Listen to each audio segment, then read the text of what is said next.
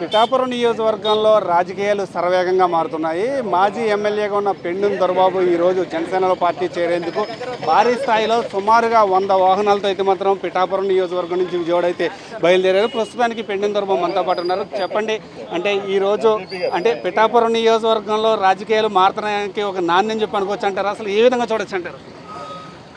ఈరోజు పిఠాపురం నియోజకవర్గం 2 పర్యాయాలు శాసనసభ్యుడిగా ఆ దేవుడి ఆశీస్సులు, ఈ పిఠాపురం నియోజకవర్గ ప్రజానీకం ఆశీస్సులతోటి 2 సార్లు శాసనసభ్యుడిగా చేసినటువంటి ఈ పిఠాపురం నియోజకవర్గ ప్రజానీకానికి ఈరోజు మొన్న జరిగినటువంటి ఎలక్షన్లో కూటమి ప్రభుత్వం ద్వారా జనసేన పార్టీ అధ్యక్షులు పవన్ కళ్యాణ్ గారు ఈ పిఠాపురం నియోజకవర్గంలో పోటీ చేయడం అనేది ఒక ప్రధానమైన అంశంగా తీసుకోవాలి మనం.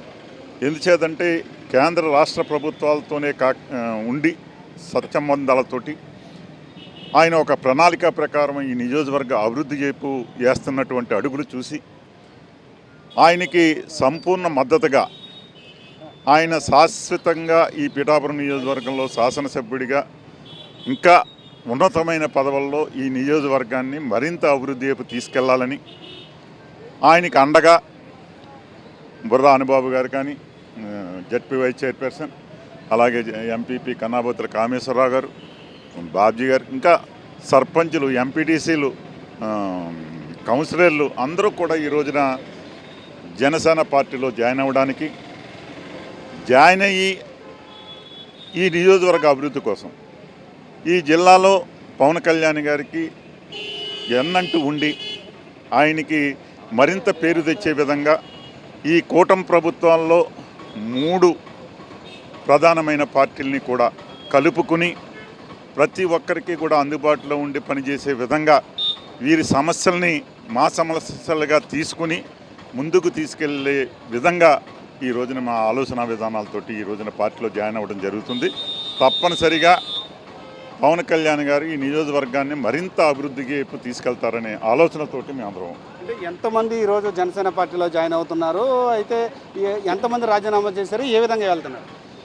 దాదాపు 30 మంది సర్పంచులు, ఒక 20 మంది ఎంపీటీసీలు, కౌన్సిలర్లు 15 మంది, ఇలాగా జడ్పీటీసీ గారు, ఎంపీపీలు వీళ్ళందరూ కలిపి ఈ రోజున వెళ్ళి జనసేనలో కండవేయించుకోవడానికి మేము బయలుదేరుతా ఉన్నాం.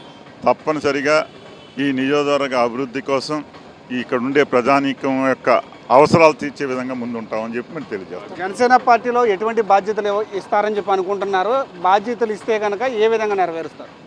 ఈ రోజునే చెప్తా ఉన్నా, నేను 2 సార్లు శాసనసభ్యుడిగా చేశాను. నేను ఏ రకంగా ఏ పదవి కూడా చేయడానికి నేను రావట్లేదు. ఓన్లీ పవన్ కళ్యాణ్ గారికి పార్టీకి సర్వీస్ చేయడానికే తప్పించి నేను ఏ రకంగానూ కూడా ఏ పదవి చేసే ఆలోచన నాకు లేదు. త్రికరణ శుద్ధిగా పవన్ కళ్యాణ్ గారు జనసేన పార్టీ అభివృద్ధి కోసమే పనిచేస్తాను, పార్టీకి పనిచేస్తానని చెప్పి. ఇది పరిస్థితి. అయితే పిఠాపురం నియోజకవర్గం నుంచి మాజీ ఎమ్మెల్యేగా ఉన్న పెండెం దొరబాబు అయితే మాత్రం ఈరోజు జనసేన పార్టీలో చేరుతున్నారు. సుమారుగా 100 కారులతో కొన్ని వందల మంది అయితే మాత్రం వెళ్ళి అక్కడ జనసేన పార్టీ కండువ అయితే కప్పుకొని ఉన్నారని చెప్పుకోవచ్చు. అయితే డిప్యూటీ సీఎం పవన్ కళ్యాణ్ ఏ బాధ్యతలు ఇచ్చినా సరే అది చేయడానికి త్రికరణ శుద్ధితో నేను సిద్ధంగా ఉన్నాను. పిఠాపురం నియోజకవర్గంలో పవన్ కళ్యాణ్ని అభివృద్ధి చేసేందుకు, పవన్ కళ్యాణ్ గెలిపించేందుకు నేను పనిచేయడానికి సిద్ధంగా ఉన్నానని చెప్పి పెండెం దొరబాబు కూడా చెప్తున్నారు. ఇది ఇక్కడ పరిస్థితి. కెమెరా పర్సన్ చైతన్యతో సతీష్, 10 టీవీ, పిఠాపురం నియోజకవర్గం నుండి.